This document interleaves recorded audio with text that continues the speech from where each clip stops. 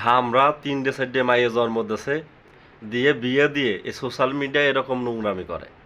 মাইয়ে জামাইদের নিয়ে শাওরি যদি জামাইয়ের সামনে এরকম করে, তাইলে বোঝেন কোন অবস্থায় ওরা আছে। তা সোশ্যাল মিডিয়া এরা নোংরামি করতেছে, এদেরকে আইনি আওতায় আনতে হবে। এই ধামরা কোনো কাজ করে না। 3 মাইয়ে বিয়ে দিয়েছে, 3 মাইয়ের দিয়ে এরকম দেহ ব্যবসা করায় মিডিয়ার সামনে। 3 মাইয়ের ভিডিও করে করে ছাড়ে, জামাই শুদ্ধ, ওই জামাইরাও কাজ করে না। এই ধামরার সাথে এক হয়েছে।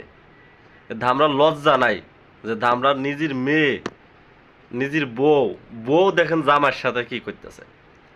এইগুলো থেকে কি শিক্ষা পাবে এই সমাজ, কি শিখবে? খুবই খারাপ অবস্থা। এই সোশ্যাল মিডিয়া এদের কারণে খারাপ হচ্ছে।